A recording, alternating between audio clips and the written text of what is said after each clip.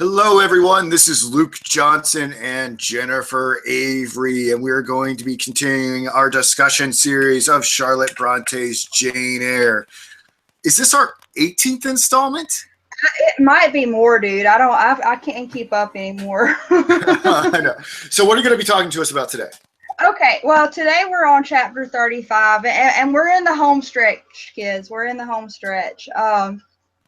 Because this is the last chapter involving St. John, the pious marble statue, and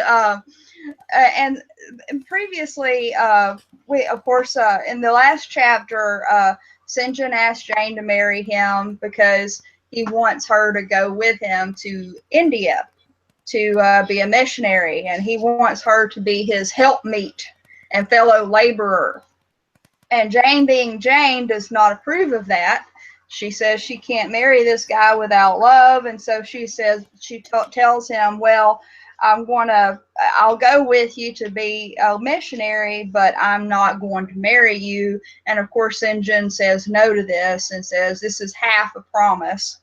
And so at this point, when we left off, they were kind of at a standoff with each other.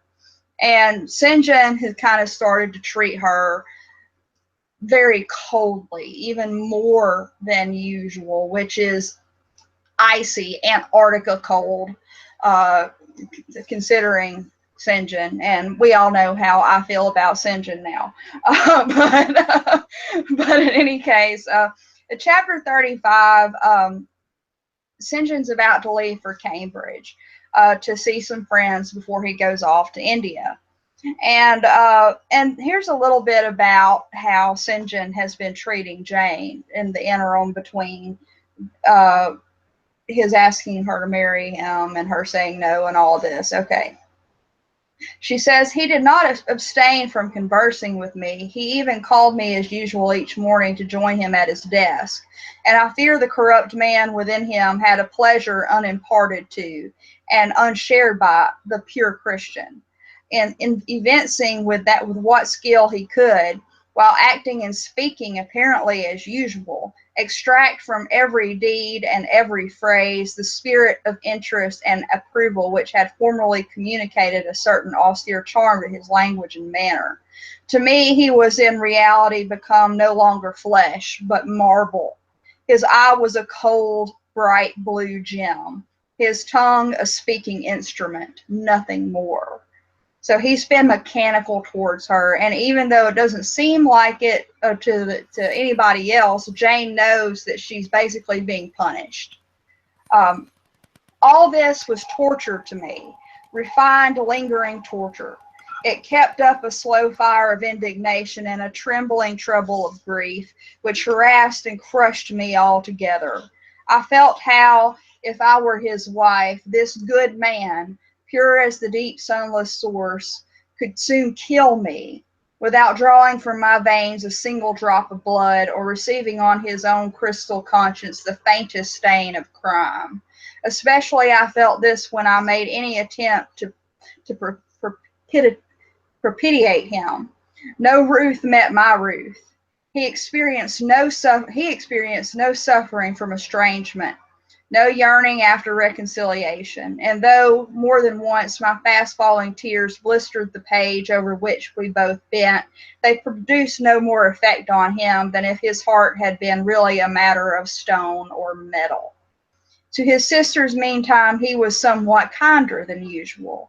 As if afraid that mere coldness would not sufficiently convince me how completely I was banished and banned, he added the force of contrast. And this I am sure he did not by malice, but on principle.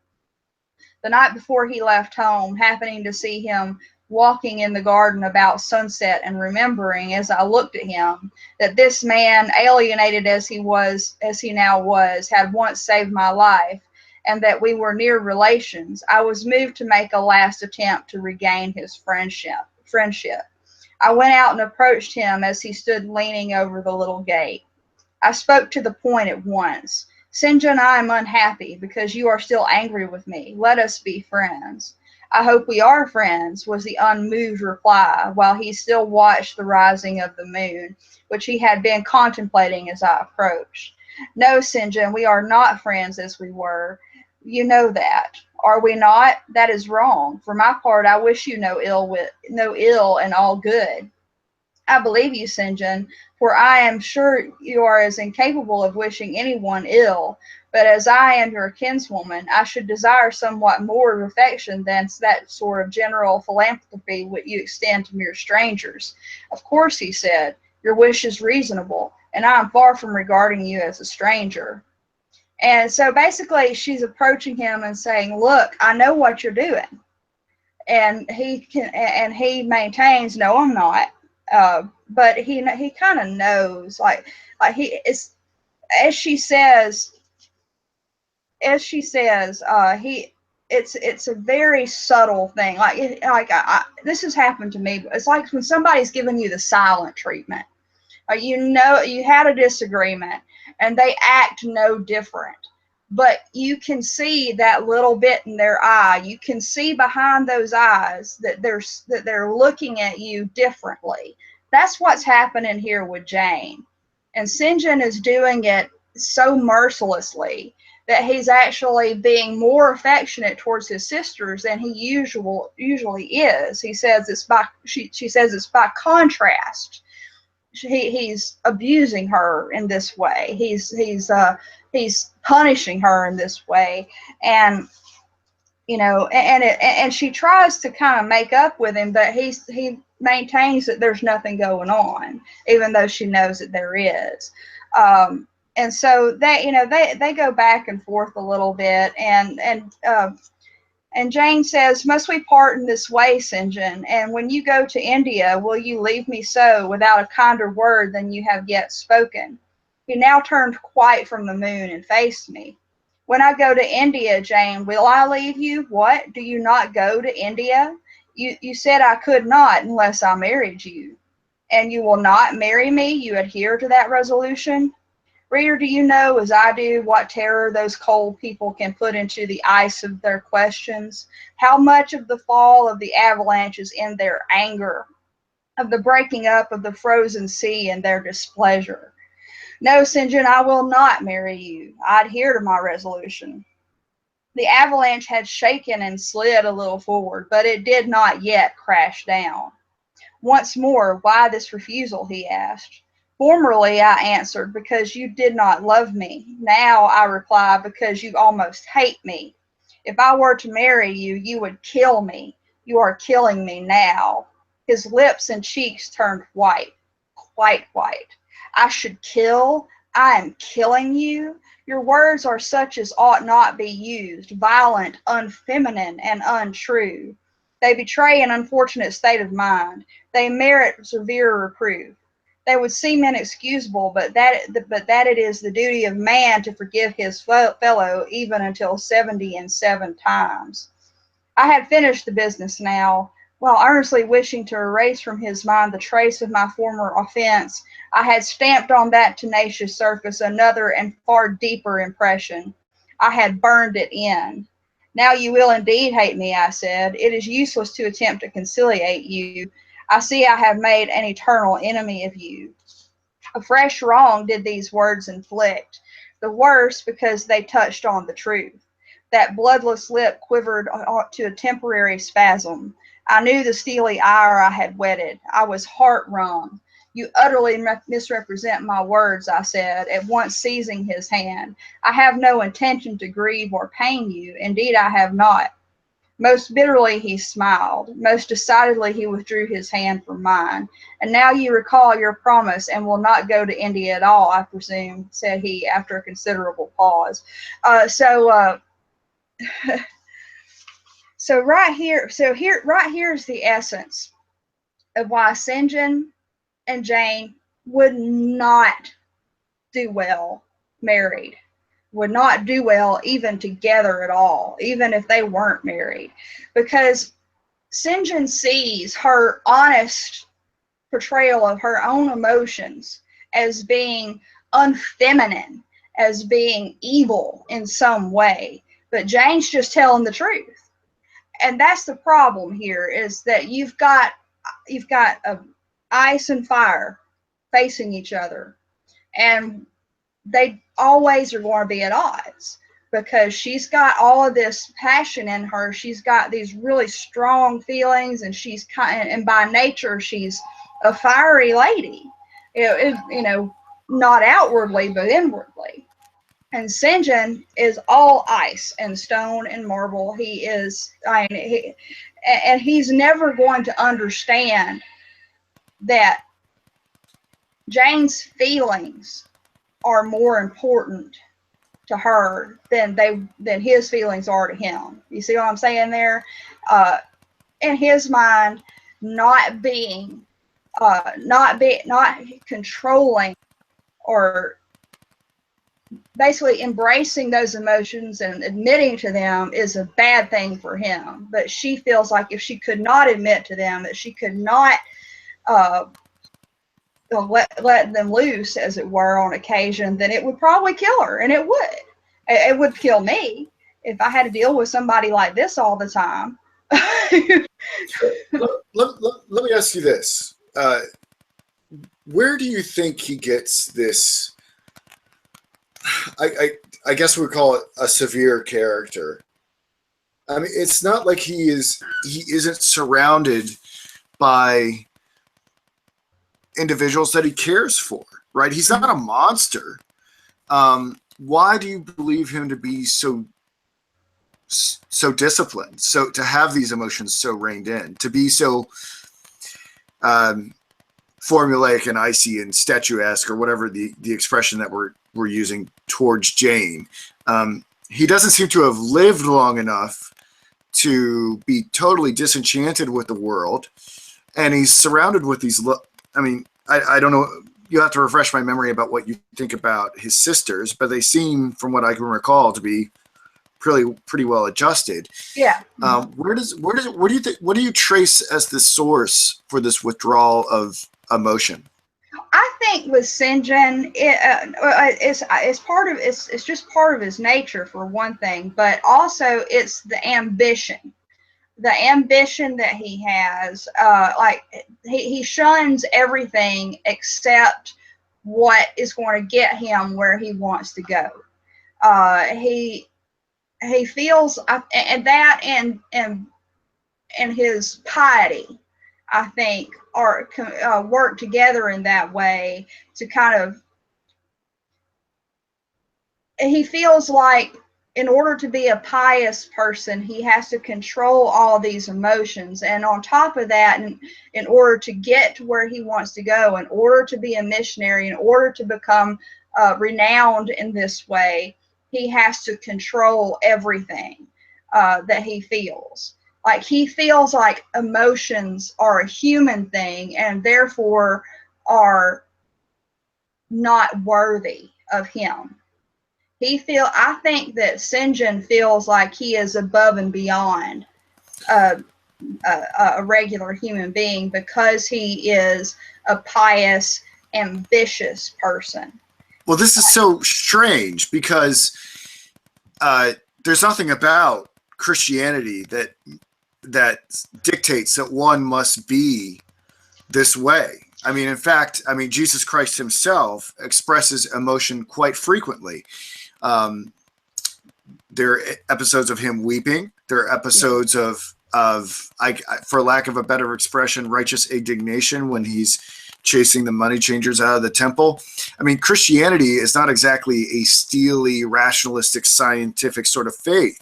So where is this coming from? But you have to look at Christianity at this time, in this place, and look at it cannot be separated from the culture, the society of this era and this country in England, because everything was about, like, remember Brocklehurst. He is what most people at that time, I don't know, well, I'm trying to order my words properly, and it's difficult to do. But at this time in history, if you showed emotion in public, then there was some. If you were a man, especially, there was something wrong with you. Passion, um, anger, vehemence, even vehemence, were seen as improper. Um, Everything had to be controlled in order for a person to be regarded as a good citizen, as a good person. Because there was, remember, this is the age of reason. Rationalism was becoming, even combined with religion. Rationalism was ruling everything, and rationalism plays down the emotions instead of playing them up. And that's why you get the Impressionists and the Romantics after this point, because it was a response to that cold rationalism that was happening before. Like Byron and Keats and Shelley, they were all a little bit later than this, and they were a reaction to this prim and proper, no emotion culture that was that was pervading English society at that time. And so I think that's part of what's coming into this. It's not because the thing about Christianity is there are so many different factions of it, and there's so many different interpretations of it. At this time, what was seen as the proper interpretation was this buttoned up, restrained, fire and brimstone. Emotions are not of are of this world, and therefore sinful idea. And I think that's where that's coming from. I think you raise a very interesting point there about how the advances in industrialization and scientific rationalism and empiricism, if we're going to put that under this title of the Age of Reason, and some people would dispute what epoch that actually occurs and when it occurs in what country, but let's just say what we're seeing, it's very interesting to note how the advancements in scientific technique can even affect religious people and their attitudes towards the religious. Mm-hmm. And I think it's something that we need to keep in mind about how everything, art, technology, culture, and everything like that can filter our understanding of what can be the essence of the gospel. And to try to, and I guess the recommendation, if I'm going to get up on a pulpit here, the recommendation that I would say to people is try to make sure there is as few of those interpretive lenses between yourself and the gospel if you are taking the gospel seriously to get to its most essential truth. And sometimes we fall into those interpretive lenses and don't even know it because they're communicated through a sort of cultural atmosphere. Yeah, and the same can be said of how technology and advancements and the climate of the world in society affects the self too, and how you see the self. And I'd say the same thing. Make sure that there aren't that many lenses between you and your understanding of yourself and your own emotions and your own thoughts. And it's the same way, and it's all part and parcel of the same thing, and that being the whatever it is that makes us human and divine at the same time. And that's the thing about St. John, is that all he wants is the divine part. He doesn't embrace the human part. Jane embraces the human part, but guides herself with the divine. And for St. John, he doesn't want anything to do with the human part. I don't think. That's my opinion. That's my interpretation of St. John as a character. And so you've got ice and fire here sitting right across from each other. But in any case, let me see here. Okay, and so let's getting back to where we were. And they're arguing again about this. and and he even goes so far, and she's downright refusing to marry him, and she won't do it. And then and then here's an interesting little bit right here.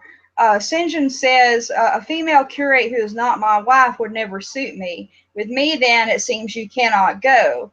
But if you are sincere in your offer, I will, while in town, speak to a married missionary whose wife needs a coadjutor, which is a companion, basically. Your own fortune will make you independent of the society's aid, and thus you may still be spared the dishonor of breaking your promise. Now, this is very important. And thus you may still be spared the dishonor of breaking your promise and deserting the band you engaged to join. And Jane says, now I never had, as the reader knows, either given any formal promise or entered into any engagement. And this language was all much too hard and much too despotic for the occasion. I replied, there is no dishonor, no breach of promise, no desertion in the case. I am not under the slightest obligation to go to India, especially with strangers. With you I would have ventured much, because I admire, confide in, and as a sister I love you. But I am convinced that go when and with whom I would, I should not live long in that climate. So St. John guilts her, even with a lie, basically. He says, well, you're breaking, rather than break your promise and desert the band you engaged and joined. And she says, wait a minute, I didn't promise anybody anything. And so luckily she's not falling for this. Again, this is something that abusive people, emotionally abusive people, use to guilt you into doing something you don't want to do. Is they say that you're breaking a promise or something like that, even if you hadn't. And luckily Jane sees it, and she responds in kind. And he says, and to even guilt her, even this, again, y'all know how I feel about St. John. And I might think differently if I was a different person, but he says, you are afraid of yourself, he said, curling his lip. I am. God did not give me my life to throw away.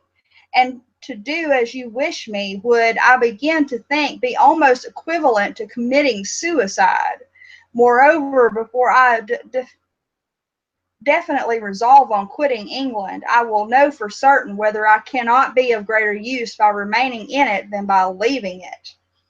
Now she's changing the subject a little bit here, and you know where it's going. What do you mean? St. John asks.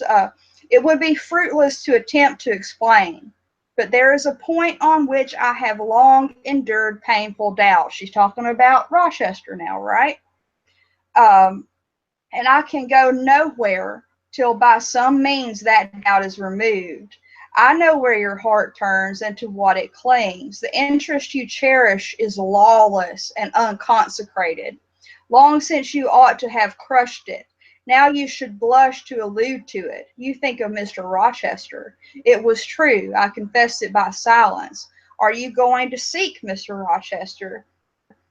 I must find out what has become of him. It remains for me then, he said, to remember you in my prayers, and to entreat God for you in all earnestness, that you may not indeed become a castaway.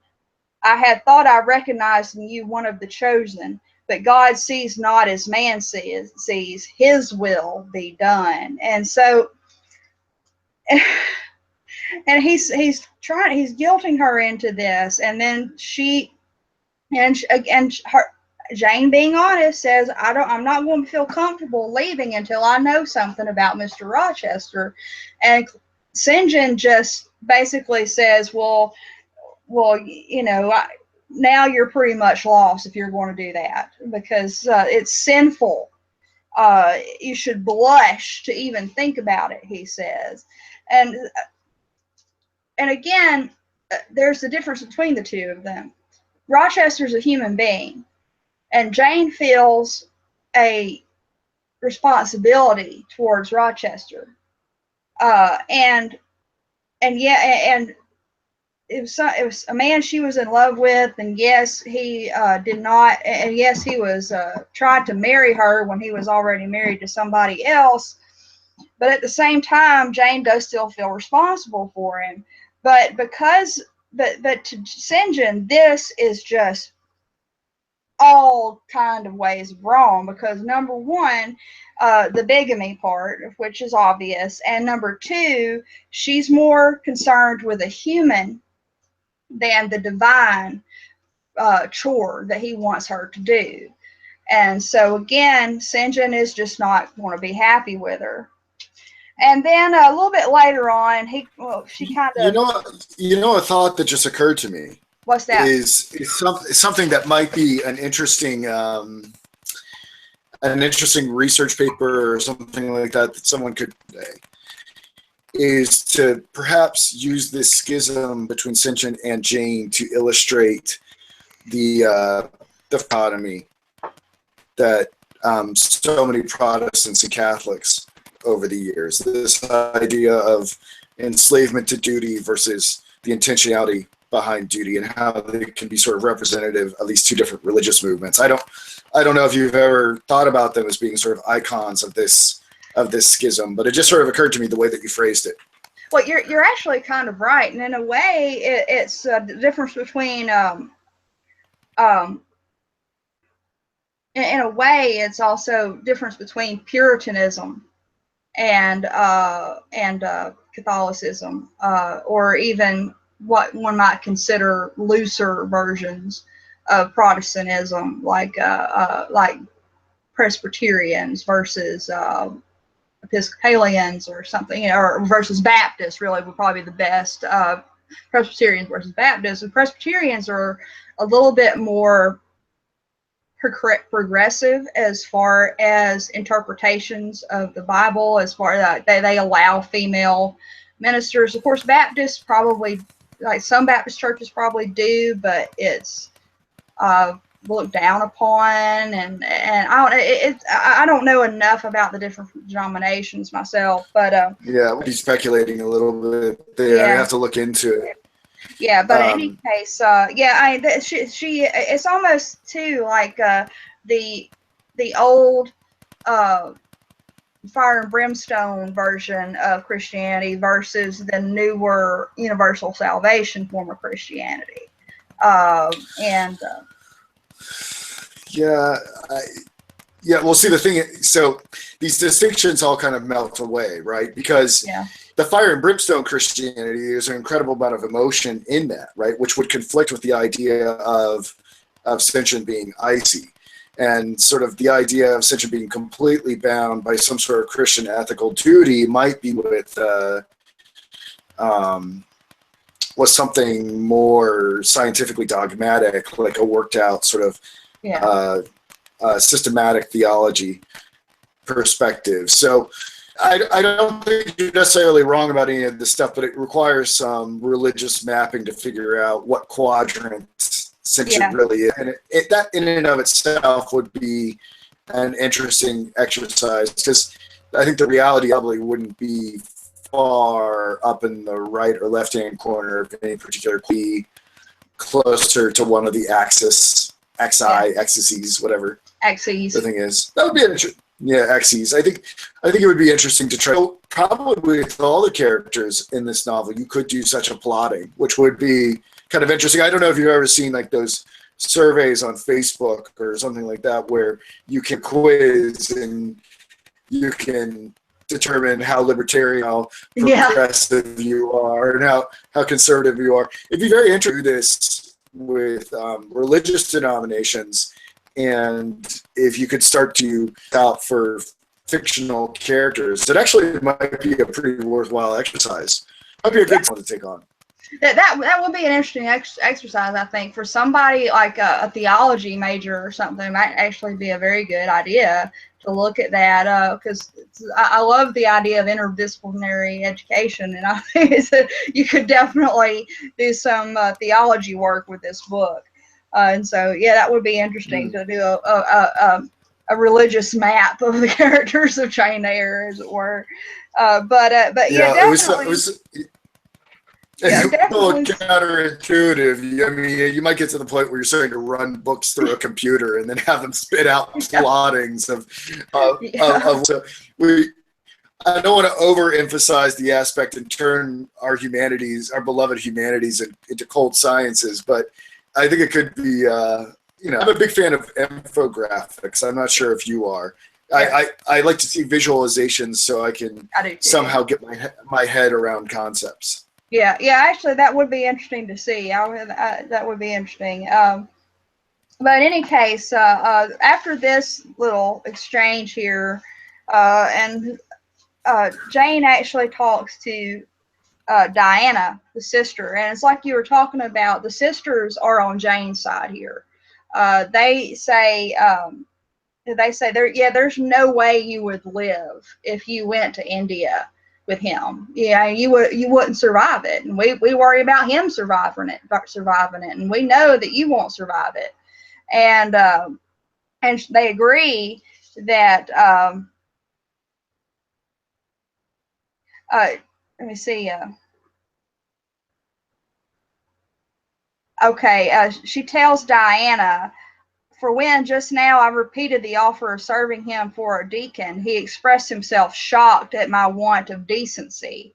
He seemed to think I had committed an impropriety in proposing to accompany him unmarried, as if I had not from the first hoped to find in him a brother, and habitually regarded him as such. What makes you say he does not love you, Jane? You should hear himself on the subject. He has again and again explained that it is not himself, but his office he wishes to mate. He has told me I am formed for labor, not for love, which is true, no doubt. But in my opinion, if I am not formed for love, it follows that I am not formed for marriage. Would it not be strange, Di, to be chained for life to a man who regarded one but as a useful tool? Insupportable, unnatural, out of the question. So Diana agrees with her. And then I continued, though I have only sisterly affection for him now, yet if forced to be his wife, I can imagine the possibility of conceiving an inevitable, strange, torturing kind of love for him, because he is so talented, and there is often a certain heroic grandeur in his look, manner, and conversation. In that case, my lot would become unspeakably wretched. He would not want me to love him, and if I showed the feeling, he would make me sensible that it was a superfluity, unrequired by him, unbecoming in me. I know he would. So she says, even if he did love me, even if I loved him, it would just be in this sort of worshiping sense. Um, and he number one, he would think, he says, he would not want me to love him, and if I showed the feeling, he would make me sensible that it was a superfluity, that she didn't need to show it, unrequired by him, and he would not return it, unbecoming in me, and even if she did show some love for him, he probably wouldn't like it, because it's a human emotion. And so she's absolutely right there, I think, and that she understands that that's why, but at least she's got Diana on her side, and she understands it too, that there would be no love, and even if there was, he wouldn't like it.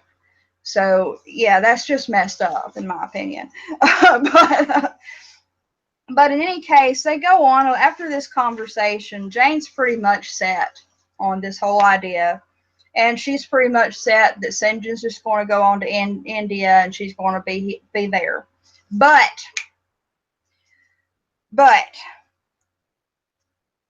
that night, St. John reads from the Bible. That's what he does every night. But he chooses a particular uh, passage. Let me see. It's the first, the 21st chapter of Revelation.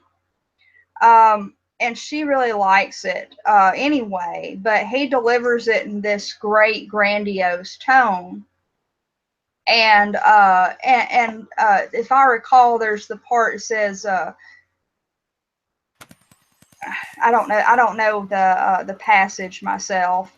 Well, But remind me. Actually, if anyone's interested, I just did a recording of the Book of Revelation for the app, so maybe I remember it off the top of my head, or I can look it up here. What is it? 21st chapter. It Maybe says, we should just, you know what verse? yeah, she doesn't say what verse, but let me see.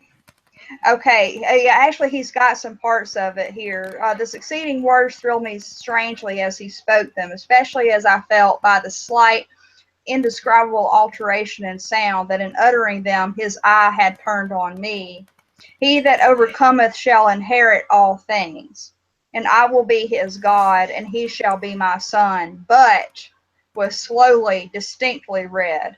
The fearful, the unbelieving, etc., shall have their part in the lake which burneth with fire and brimstone, which is the second death. Henceforward I Yeah. knew what fate St. John feared for me. A calm just for not marrying him and not being a missionary. She thinks he believes she's going straight to hell. Uh, a calm, subdued triumph, blent with his longing earnestness, marked in his enunciation of the last glorious verses of that chapter.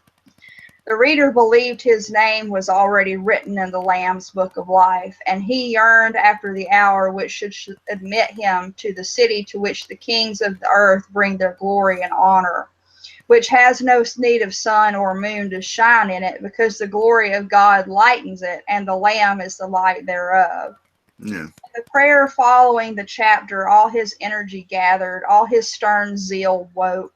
He was in deep earnest, wrestling with God and resolved on a conquest. He supplicated strength for the weak-hearted, guidance for wanderers from the fold, a return, even at the 11th hour, for those whom the temptations of the world and the flesh were luring from the narrow path. He asked, he urged, he claimed the boon of a brand snatched from the burning. Earnestness is ever deeply solemn. First, as I listened to that prayer, I wondered at his. Then, when it continued and rose, I was touched by it, and at last awed.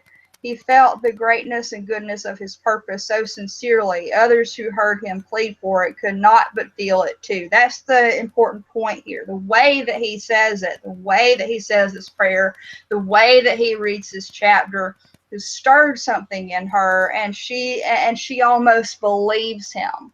She believes him that he actually wants her, like he's afraid that she's going to go to hell if she doesn't do this, and he desperately doesn't want her to, because in essence he's a good man, and he doesn't want anybody to fall victim to, Yeah. to their human imperfections, as it were. Can I give a little footnote here? Can Yeah, I include the relevant passages, because I think you know I more think than I I found them. do. Go ahead.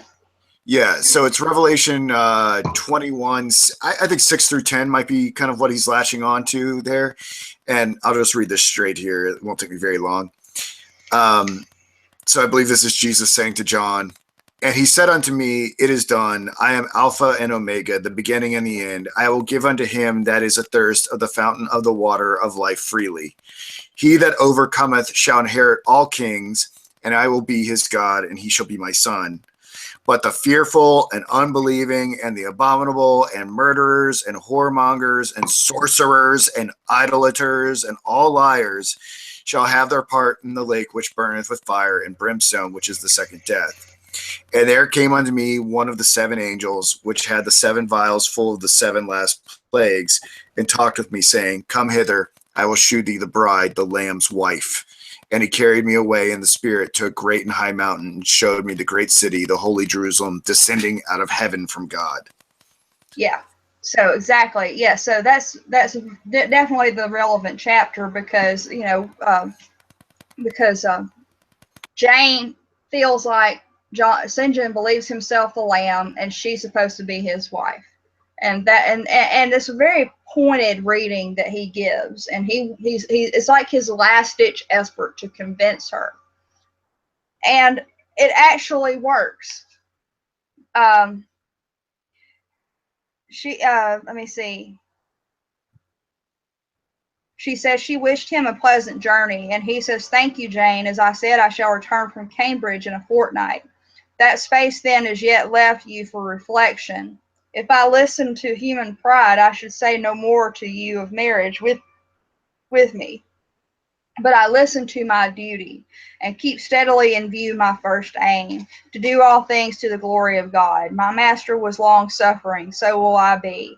I cannot give you up to perdition as a vessel of wrath. Repent, resolve, while there is yet time. Remember, we are bid to work while it is day, warned that the night cometh when no man shall work. Remember the fate of Dives, who had his good things in life. God give you strength to choose that better part which shall not be taken from you."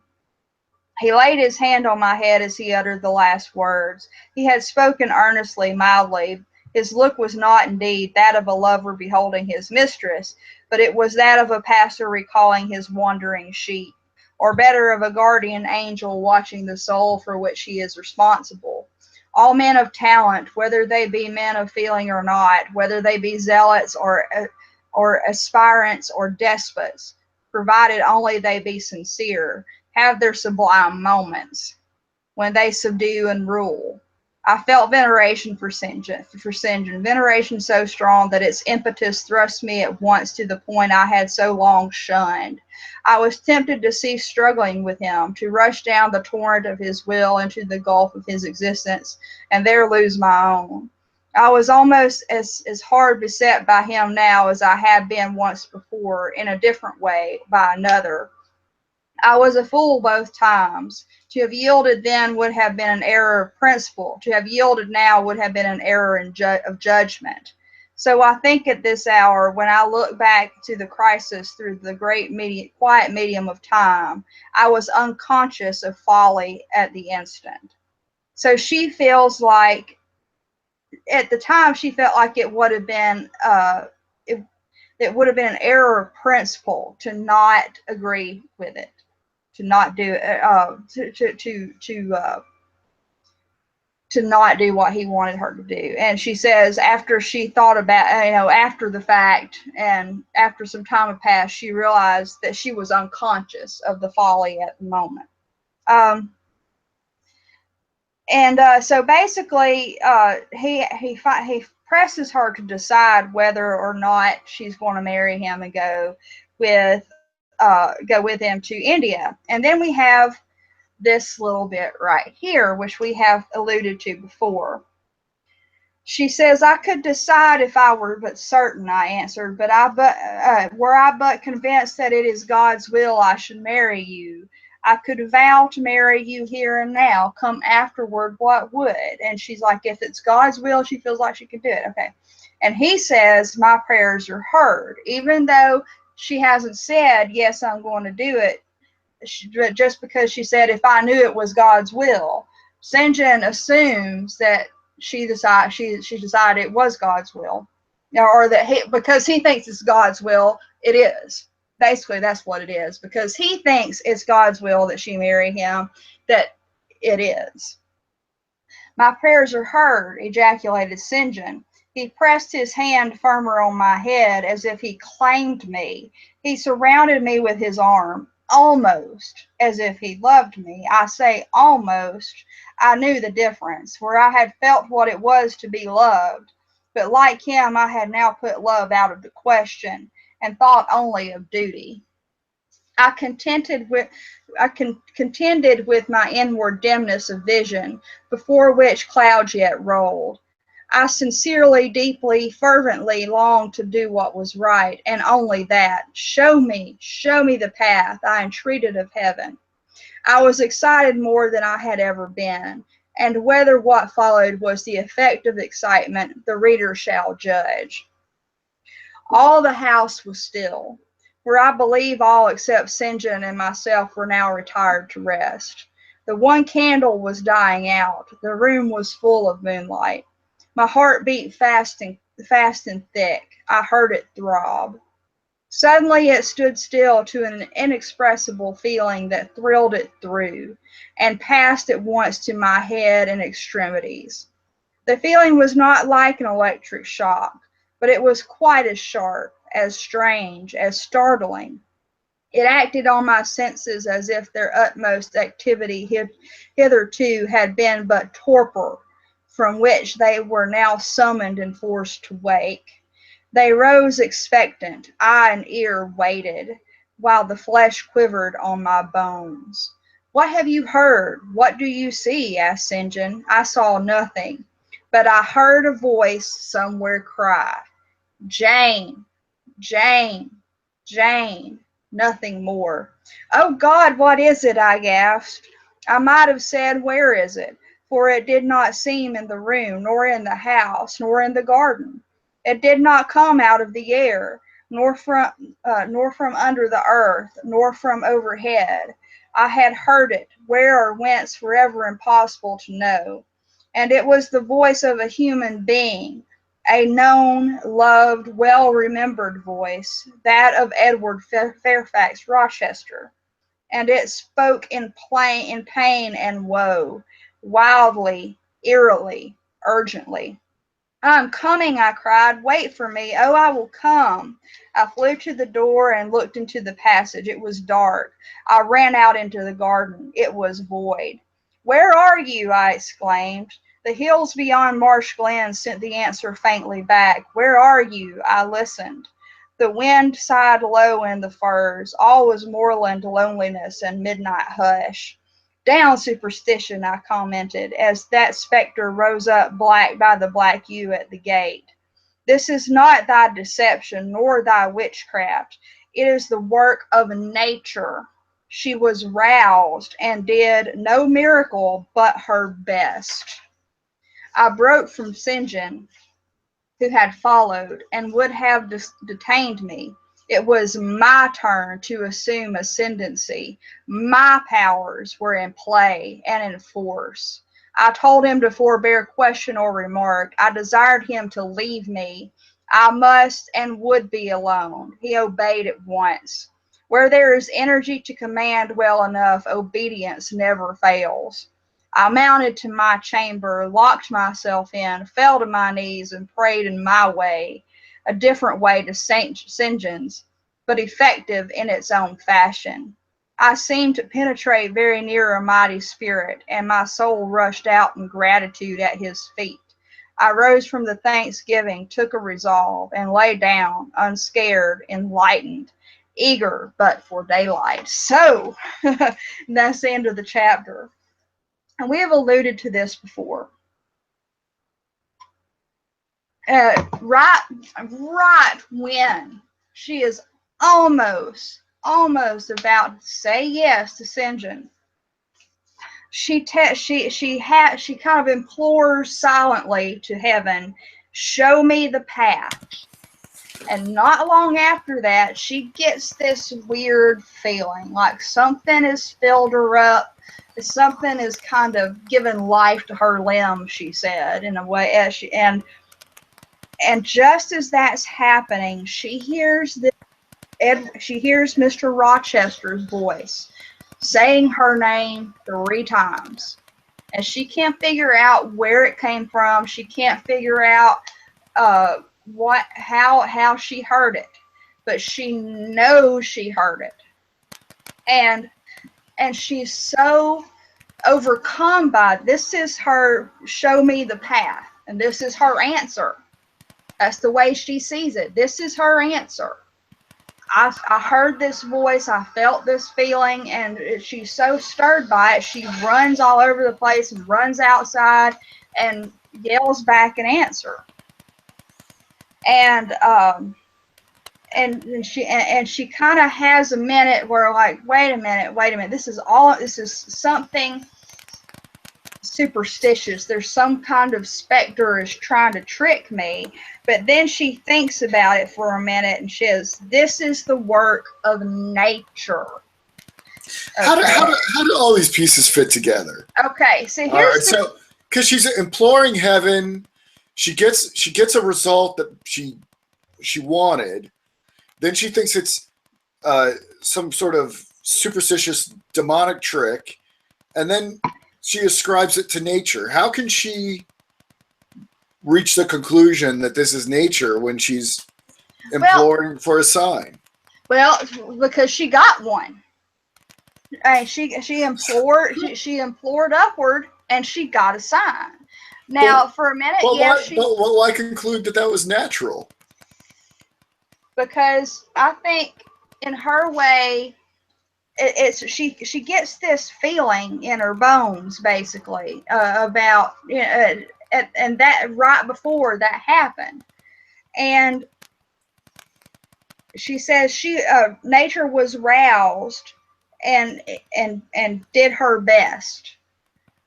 So the thing about it is, especially, again, this is right on the cusp between rationalism and romanticism as far as periods of literature and thought are concerned. And we can also see here, you can also see how nature takes on a supernatural spirit as well here. If she's going to, so what's interesting here is that you're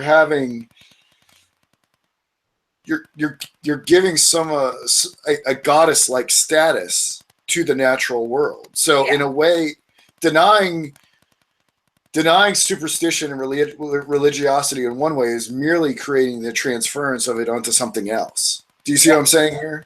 Yeah. But the thing is that, especially like what I was saying was that the Romantics, the poets and the writers of the Romantic period, felt that nature was God, or nature was part of God.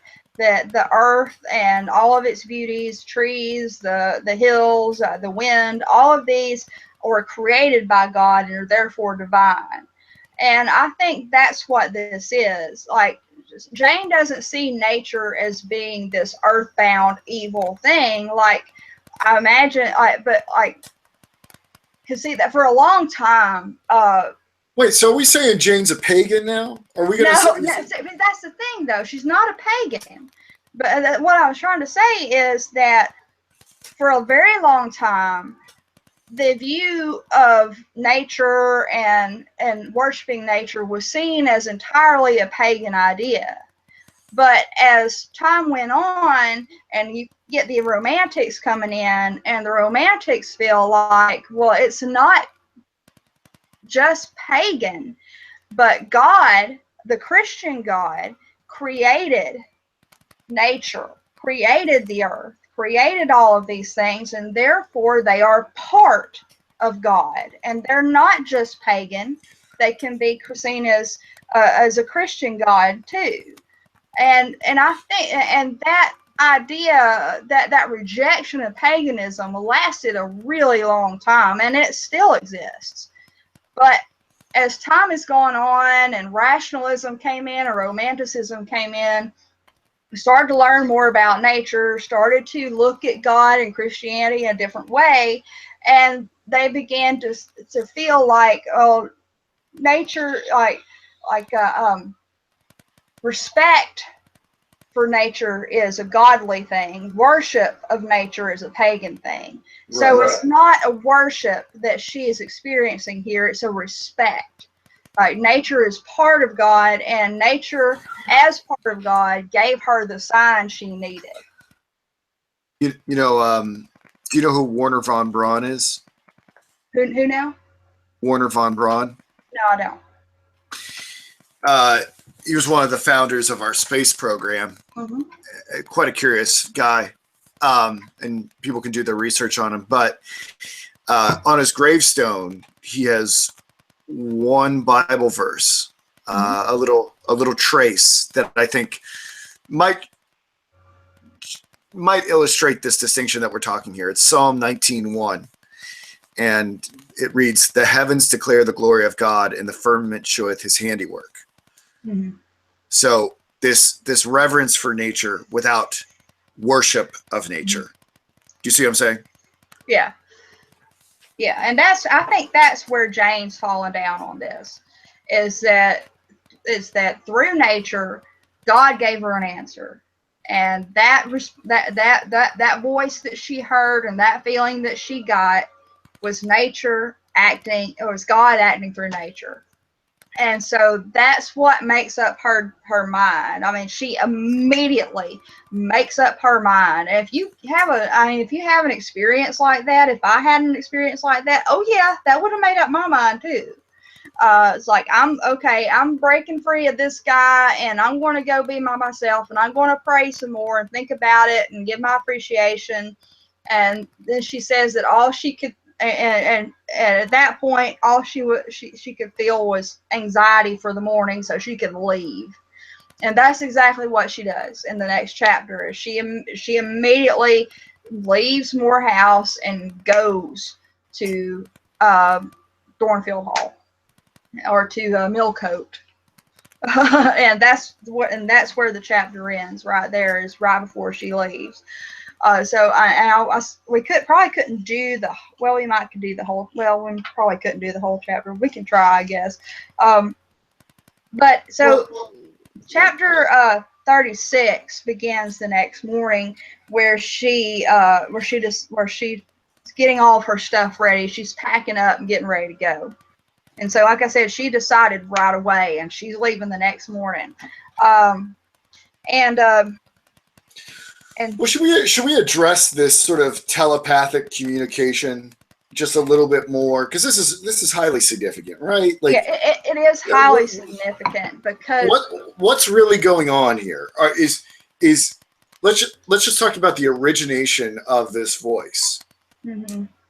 Okay, and try to fit it into some sort of larger spiritual worldview here. Okay, now here's the way I see it. Yes, because I want you to tell me if Jane and Rochester are actually connected and sort of talking to one another's consciousnesses at a distance. Yeah. Or if you think it is nature or God using nature, using Jane's nature to give her a sign to go after Rochester. Where do you shake out on this? And are they kind of one and the same too? I mean, so yeah, I want you to weigh in on that. In a way, okay. So now this is the way I see it. And remember, I'm agnostic, and I feel like there is a divinity somewhere, but it's not the way that we've been taught. But in any case, the way I see it is, and actually, there's a movie version of Jane Eyre that actually touches on this, that I kind of like to a degree the way that they did it. But some people, and I'm still up in the air about it, some people believe in energies, okay? And that consciousness is nothing but energy. And therefore, it can connect across distances, like ion, electricity, electromagnetism, whatever, because brain impulses are nothing, are electricity.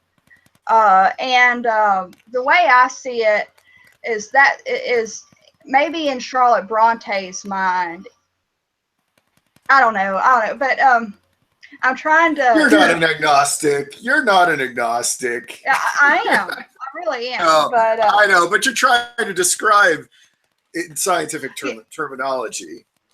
Yeah, but but in any case, but yeah, and I personally believe that consciousness is connected in some way. I really do. Even across distances, and I don't know how, and I don't know why, but there are times when, I know that something bad's happened. It happened when my grandmother passed away. I had a feeling. And you could call it clairvoyance, you could call it energy, whatever you want to call it. I feel like there is something that binds people that you're close to, and or people who are close to each other. But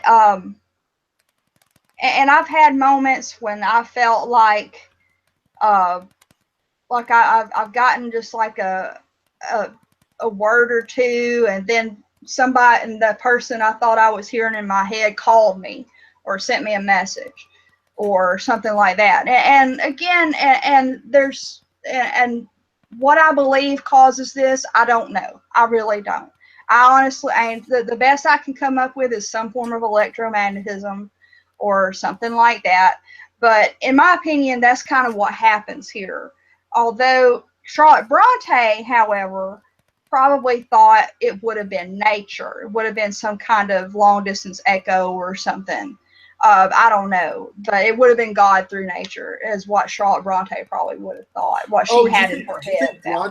Do you think Bronte thinks? Do you think Bronte actually thinks it was a sound wave that Jane was actually? Not really a sound wave, but nature in some way acting through God, or God acting through nature is probably what she would have believed. But in the movie version, like there's a character in the book that's just barely touched on, but they actually gave him a slightly more important role in the movie, and he's apparently a scientist, and he's talking about studying twins. And he says something to Rochester about how, I mean, can you not,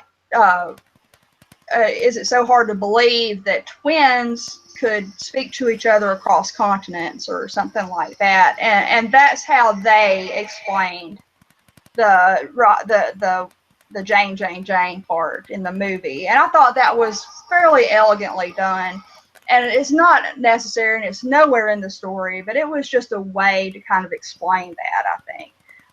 But I thought it was an interesting idea. But again, Charlotte Bronte most likely thought that it was God acting through nature.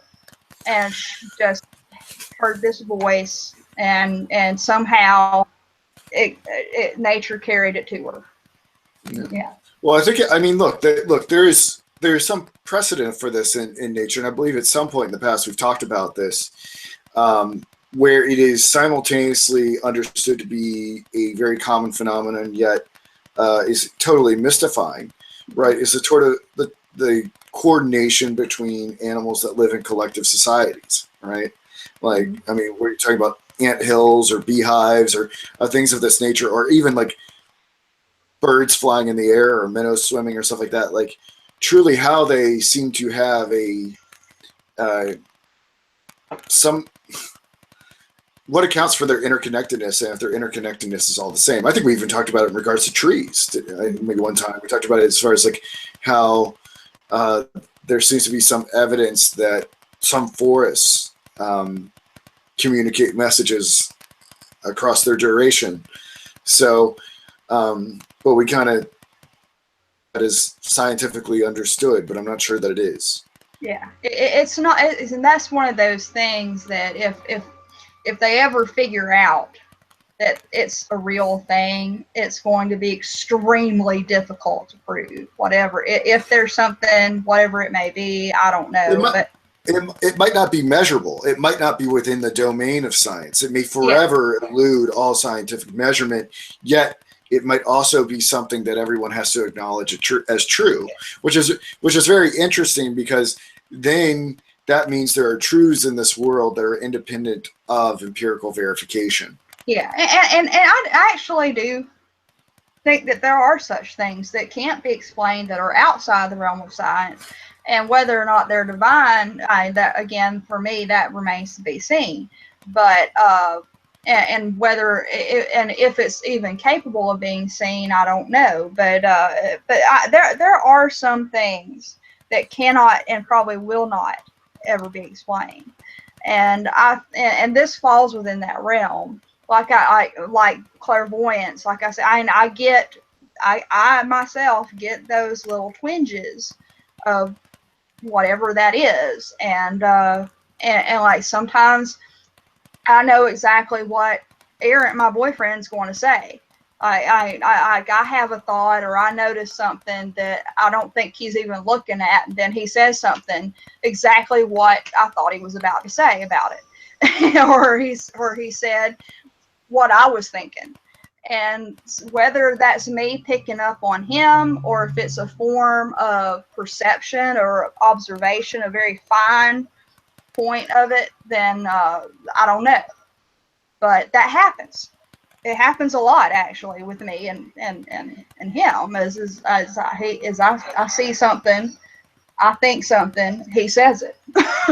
You know, and that's happened a couple of times. But I don't. Whether I can explain it or not is something else altogether. So. Well, you know what's interesting here, if we're going to marshal this as a possible phenomenon in nature, you can start to understand how there might have been particular revelations to individuals in the past where they were shown something that no one else was shown.